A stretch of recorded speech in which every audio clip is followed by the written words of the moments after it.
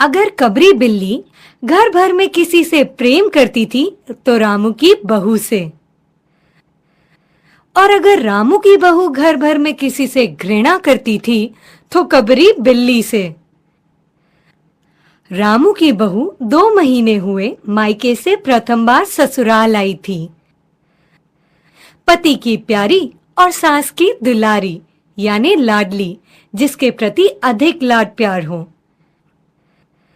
भंडार घर की चाबी उसकी करधनी में लटकने लगी, नौकरों पर उसका हुक्म चलने लगा, और रामू की बहू घर भर में सब कुछ। सास जी ने माला ली और पूजा पाठ में मन लगाया, यानी कोई काम लगन से करना। बहू ठहरी बालिका जैसी, कभी भंडार घर खुला है तो कभी भंडार घर में बैठे बैठे सो गई। कबरी बिल्ली को मौका मिला, घी दूध पर अब वह जुट गई, यानी किसी काम में तन्मय होकर लग जाना।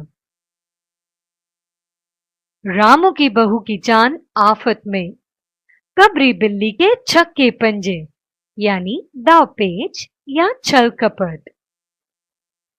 रामू की बहू हाड़ी में यानी बटलोई जैसे आकार वाले मिट्टी के बर्तन में घी रखते रखते ऊँघ गई, यानी नींद में झूमने लगी, और बचा हुआ घी कबरी के पेट में।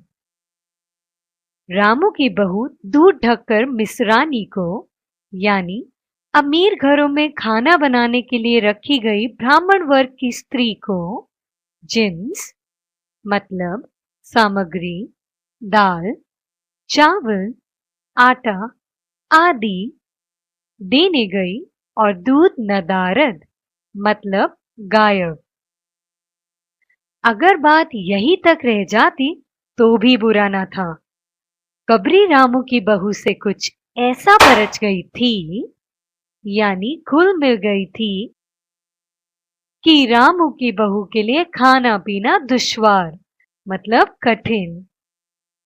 रामू की बहू के कमरे में रबड़ी से भरी यानी बासौंधी या दूध को गाढ़ा करके बनाई गई मिठाई से भरी कटोरी रखी, और रामू जब तक आए तब तक कटोरी साफ चटी हुई। बाजार से बालाई आई यानी मलाई आई, जब तक रामू की बहू ने पान लगाया बालाई गायब।